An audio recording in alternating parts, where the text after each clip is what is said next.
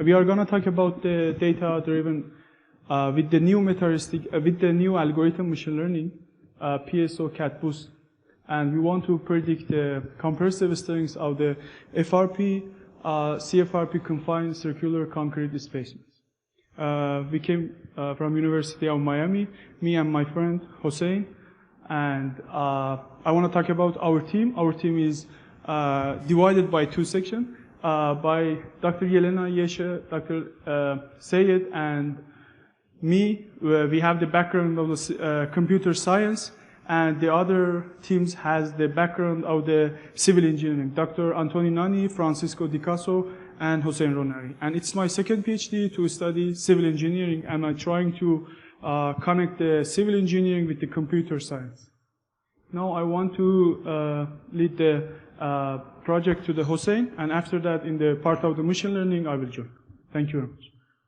Thank you everyone for attending, and thank you Nima for the introduction.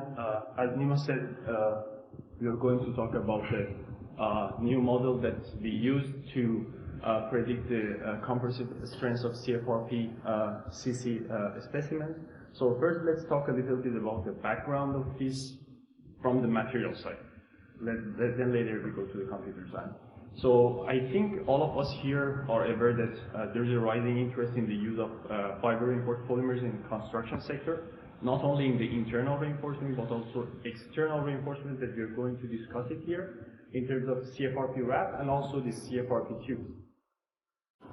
So what are the benefits of using this external reinforcement? They provide lateral confinement for the your concrete columns or whatever is the element, and also it provides the provides the ductility and also the strength.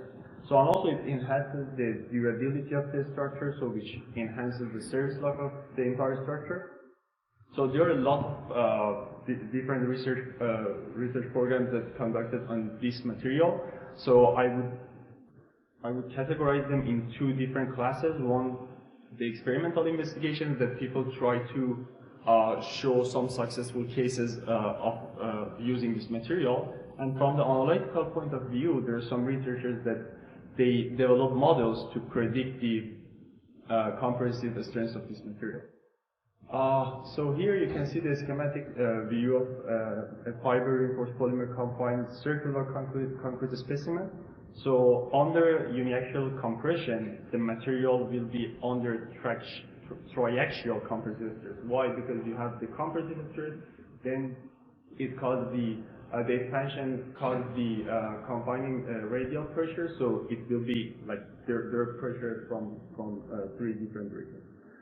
So here you can see the formula that relate this relate the whole tensile stress sigma F to the sigma L, which is the confining pressure. D is the diameter of the element. Tf is the nominal thickness of your CFRP wrap or CFRP tube.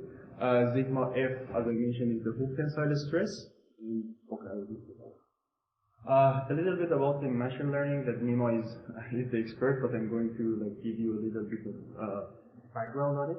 So we know that there's a interest on using these methods to solve the complicated problems. So what is the primary benefit? One of the primary benefits is that you do not really use to know much about the problem itself. But with the sufficient amount of data you gather from the literature, yes, you should have a basic knowledge of what you're doing, but with having the sufficient data and having the knowledge of machine learning, so you can come up with the models that they assist you to predict the outcome of a complex system.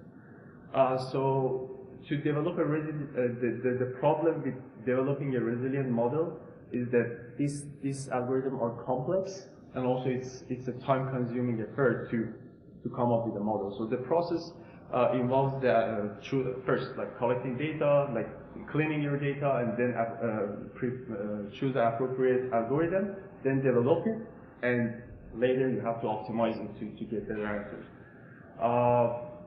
So to have a better adjustment of your hyperparameters, you use different optimization methods to do it, because if you use the machine learning itself, you may not come up with the best answer. So here in this study, we used a data-driven machine learning model, so which is based on the CatBoost algorithm, which we use the particle swarm optimization to optimize the hyperparameters. The goal was to predict the ultimate compressive strengths of CFRP-Confined concrete elements that they are under actual compression. So we gathered an extensive data set on these materials from 1991 to mid-2023. So later I talk about the construction of the database. Also we compared our model with these three empirical models that we found in the literature. So there are a lot of models that they talk about this problem, but we wanted to find the equations that they have the same parameters that we used in our study. So we used the first one is the Mandel model, Carberry model, Livingstone and Joly's model. So we used these models to come up with a comparison analysis with our model. So construction of the database, so we gathered like 916 test results from 116 studies. We had 7 critical parameters: diameter of the element, height of the element, compressive strength of the unconfined concrete, rho F, which is the reinforcement ratio, tensile Young modulus of the wrap, the CFRP wrap or the tube, ultimate strength of the tube or wrap, TF, which is the thickness of the CFRP material, and number of layers. And the target was F prime CC, which is the compressive strength of confined element. So we also normalized all these parameters. Why? Because we wanted to address the scale sensitivity. The database is just on the circular elements. We didn't go to rectangular or square or others. There is no internal reinforcement in this specimen, and there is no external reinforcement other than the wraps or the tube. The height diameter ratio was limited by 5, so no more than 5. There is no eccentricity in the loading, all concentrate compressive load, and the failure mode in all the specimens was the FRP rupture. So the concrete strength between 6.2 megapascal to 159.7 megapascal. Compressive tensile modulus of elasticity of CFRP not more than 640 gigapascal, which is the ultra high modulus.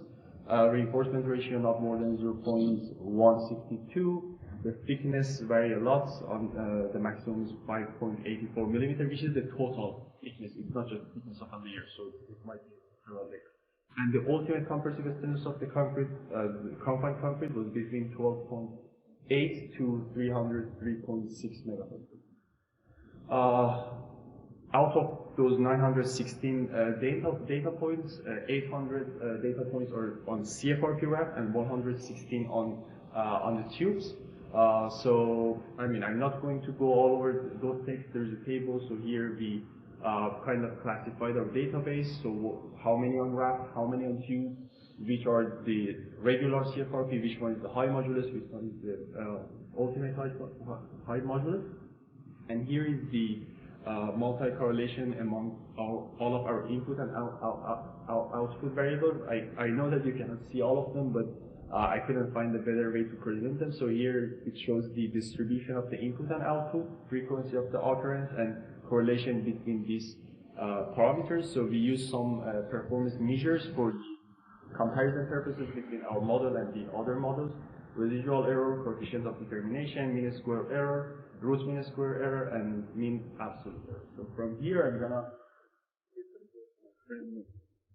Okay, I'm not serious like my coworker, and because I want to evaluate my stress too, it's my first time to present, but before the last session. 2 days ago I had another presentation about the meta-heuristic algorithm and how we can use it. Here we use the particle swarm optimization. Particle swarm optimization is a meta-heuristic algorithm that using for the optimization method. As you know, all the people use the machine learning, but unfortunately they didn't know anything about the parameters, and sometimes they know, but they didn't know how they can optimize that parameters. If you can reduce the accuracy, increase the accuracy just 2%, it will be really huge, impact on your results, and we should take care of this. with the optimization algorithm. These algorithms are the meta-heuristic algorithm based on the behavior of the animals like birds. We already have 6 algorithms based on some other animals that we get the inspiration from them. We get the inspiration from them, then we wrote a mathematical formula, then we change it to the code in the computer, and after that we use it for different examples in different area. And here we use the PSO. PSO is one of the best meta-heuristic algorithm. And we hybrid the PSO with the category boosting. The category boosting is we call it CatBoost. It's the gradient boost decision tree algorithm. We try to hybrid the PSO with the CatBoost, and here is our, architectural details for our model. We have a raw data, then we should prepare our data. It is the most important part, and after that, we should find some feature with this algorithm, which feature are really important for us. Some of the feature, they are like a trash, there is no need to use them, and after that, we split our data in two, 80 and 20%, and after that, we are going to create our model based on the PSO and CatBoost. Here, it's a place that we, use PSO to hyperparameter tuning. These are the parameters for the CatBoost and PSO. For the CatBoost, we have 3 parameters: depth, learning rate, and L2 regularization. Okay, and these numbers that we get. If somebody wants to use this number is the best number for this model. And how we can get this number? We get this number by the optimization with the PSO. Then here's the correlation that we get. Before using the PSO, the numbers that we had here for the train and the test, it was 85, 82, 86, and it was not really good. But after we use the PSO and we hybrid it with the CatBoost, we can find the really good accuracy between our train and the test. And you know that if we have a lot of difference between our train and test, our result is not really good. Maybe because of our fitting or some problems. And at the all, we have a low error here. As you see, the correlation, we have the strong positive correlation between the TF and ROF, like I think 94%. This is the data that we use for the train, and as you see, all the data between the target and output, they are similar to each other, and we have some errors, but the error is not too much, and it's 0.25. And this is the correlation that we have. It is 98%. It's really amazing. It means that we just have 2% error, less than 2%. And after that, we try to test on our data. These data, our algorithm have never seen this data. But we put to our algorithm, to our model to see that these new data can predict very well or not. And after that, we find out that with 90%, our methods work very well, and we have an accuracy 95%. And after that, now we have all data, and all the people can use this model because we create a GUI, graphical user interface. It means that there is no need to coding. You just can go to our website and you can download it for the MATLAB or Python, and it's like a graphical. You just put the number, and after that, it calculated. It's so easy. And this figure shows our errors, and it's really good, in a statistical that if I have these figures. And these are the most important parts that I like, because our results show that it's better than the others, and we are very happy for this. And for the Lillestone, Mandel, and Carbari, they got more citation for their paper because they found the good equations, and we should be thankful for them. But after we, compare with our methods, here they have a predicted and the real number. We put our numbers, our data in their formula to get the results. And after that, we compare with our algorithms. As you see, it's obvious that our method is the best among all of these. And these are shows the, again, some other parameters like error, MAE, and MSE. I don't want to go in detail, but it shows that our methods is better than the, these three guys. I hope they were not here. Yeah. And this is the another graphical, we call it Taylor diagram. It's really amazing, this diagram. It shows that this is our observation, and the others is our present work. It's really near to observe. But the others, they are far from. And it is another diagram with the statistical, which shows that this method, that with the machine learning is really good. We forget to remove the highlight. I think Hossein did it. Yeah. It's not important things that, don't think that it's the important part. And for our results, now we have a different results, we have a different future. Which one is the important? All the people, they use it, and they didn't talk about the future. We have a different future. We should talk about those future. For example, in a concrete, we have F primacy, we have a TF, we have other parameters. Okay, which one is important for our design, for our, use for the future? Here, we use the SHAP value impact. It shows that FCO and the ρF and FAF, they have a good impact on our. For FCO and F prime F, we have a positive prediction, that positive impact, and for the others, like FRP reinforcement ratio, we have a negative. But it's not enough. We should again show that which feature are important, not based on just one method. We should do it for 3 or 4 to find out that, our feature, we gain that it's important, is good or not, it's the best or not. Here we use the scatter plot for the SHAP value. As you see, there is a good correlation between FCO and ρAF, and here again we can see that. And we use again another method, it's a PFI. For SHAP values, we don't have any rival to say that this is a specific impact on our model. We want to find out that all these features have impact totally on our model or not. Then we come up with this idea to use the feature importance analysis. And here, again, we find out that, yes, we did good job, because the ρF and F prime CO, they were the most influence factor in predicting. And here we have some conclusion. You can read it, but I want to say that the most important things here is that we can use and hybrid the meta-heuristic algorithm that inspired by the animals.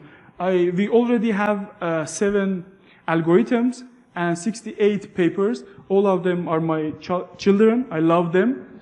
And according all those, if you can combine the meta-heuristic algorithm with the machine learning methods, definitely you will get the best result, even if better than the greedy search algorithm. And these are the all conclusion that we can show to all of you. And thank you very much for University of Miami and NSF and CIC and my colleague Hossein and the other colleagues. And I'm so happy to be here again. I hope we have a good evening today with concrete mixture.